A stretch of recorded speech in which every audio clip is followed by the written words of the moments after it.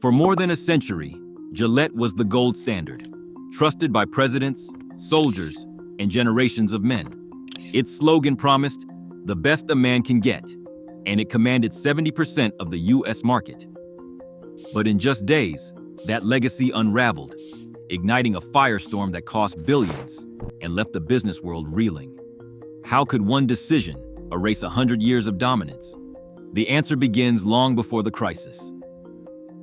In 1895, King Camp Gillette stood at his bathroom sink, frustrated by the dull straight razors that demanded skill and constant sharpening.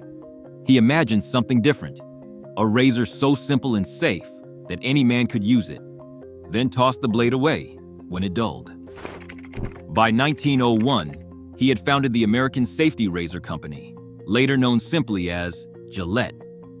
The breakthrough came in 1904, when Gillette secured a patent for a double-edged safety razor with disposable blades.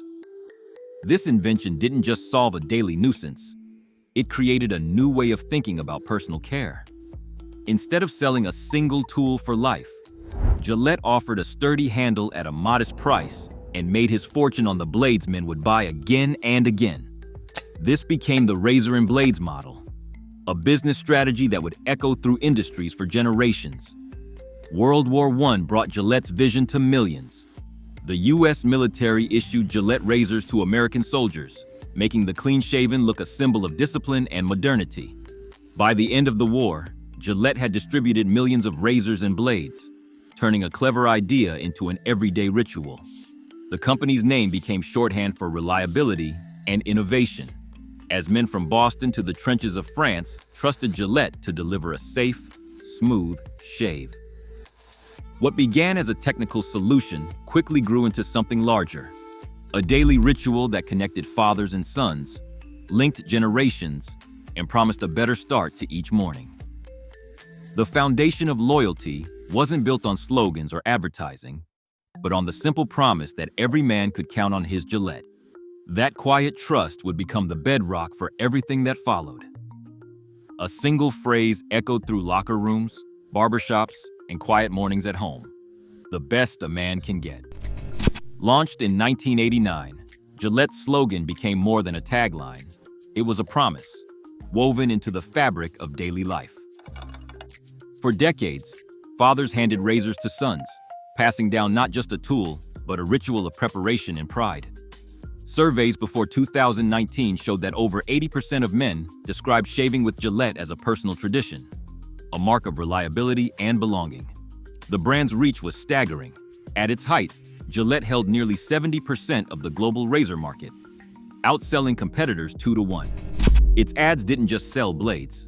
They celebrated achievement, discipline, and the quiet confidence of starting each day with the best. The company's dominance wasn't limited to the bathroom mirror. Gillette's name adorned stadiums, sponsored world-class athletes, and became synonymous with sporting excellence. The message was clear. Greatness started with a smooth shave. This cultural muscle translated into real business power.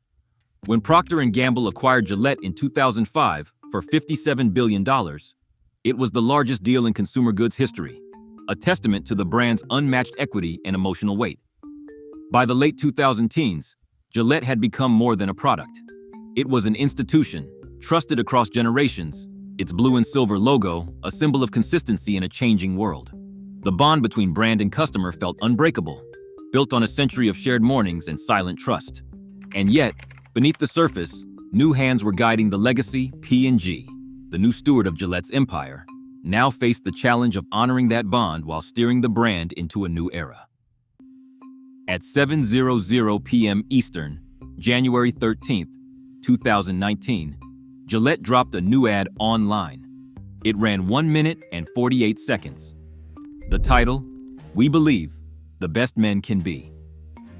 The spot opened with a montage of boys fighting, men leering, and the phrase, "Is this the best a man can get?"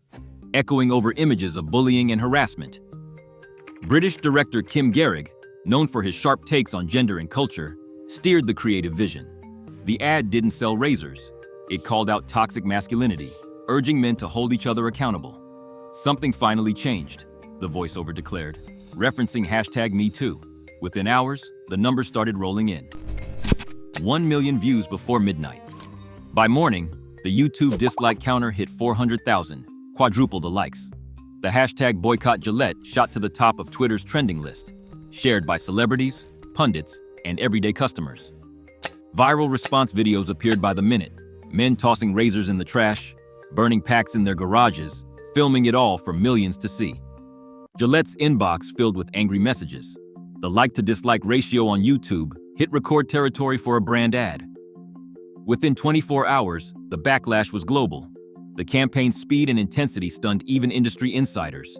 Legacy customers, men who had bought Gillette for decades, felt blindsided. In a single day, the bond built over a century began to unravel. The old promise of the best a man can get was replaced by a question. Who was Gillette speaking to now? Screens lit up with outrage as the hashtag boycott Gillette surged across Twitter, Facebook, and Instagram. Within hours, the backlash moved from digital anger to real-world action. Customers filmed themselves tossing Gillette razors into kitchen trash cans, smashing handles with hammers, and in some cases setting entire packs on fire in driveways. These videos did not just rack up thousands of views, they became a rallying cry, shared by influencers, veterans, and everyday men who felt betrayed. The message echoed through each clip, a century of loyalty, tossed aside in less than 2 minutes. The boycott hashtag trended in multiple countries, gathering momentum as users posted receipts for rival brands and declared they would never buy Gillette again. Some men cut up their loyalty cards, while others mailed empty razor boxes back to Procter & Gamble headquarters. Memes spread with lightning speed, mocking the ad's tone and accusing Gillette of turning its back on its core customers. On Reddit, entire threads filled with stories from men who remembered their fathers teaching them to shave, now vowing to end that tradition.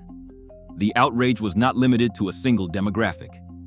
Veterans, athletes, and even former brand ambassadors spoke out, describing a sense of personal insult.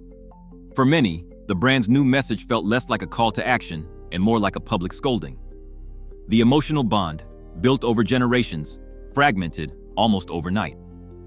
In the space of days, Gillette's reputation shifted from a trusted companion to a cultural lightning rod, as millions joined a revolt that would soon have consequences beyond the digital world. Dollar Shave Club and Harry's saw their sales surge as Gillette's core customers switched brands almost overnight. Within the first quarter of 2019, Gillette lost more than $350 million in U.S. razor sales, as over 1/3 of the market shifted toward competitors. Dollar Shave Club's share jumped by 15%, Harry's by 12%, and Schick picked up 8%, each capitalizing on the backlash with campaigns that promised simplicity and respect for tradition. Survey data from mid-2019 showed that trust in Gillette among men aged 25 to 55 dropped by 25%, a gap that persisted for years. The numbers told the story. Outrage wasn't limited to social media. For the first time in a century, Gillette's dominance was no longer certain, and the emotional breach between brand and customer had become a measurable economic wound. Procter & Gamble's leadership stood by the campaign, even as the backlash reached boardroom level. CEO David Taylor addressed investors after the $8 billion Gillette write-down, stating the company had no regrets and that the message aligned with P&G's values. Inside headquarters, executives described the risk as calculated, a conscious decision to prioritize purpose over tradition. The board reviewed the fallout and quietly adopted stricter protocols for assessing brand campaigns, referencing Gillette as a permanent case study. Across the industry, the lesson was clear. A single misstep could erase decades of loyalty. For P&G, the crisis became a doctrine. Never launch a message without understanding the core audience. That rule now sits at the center of every major brand discussion. In today's marketplace, one misjudged message can erase a century of loyalty. Gillette's collapse forced every brand to rethink what it means to truly know their audience. Legacy is fragile, and in the age of instant backlash, trust can vanish overnight. Let me know your thoughts below.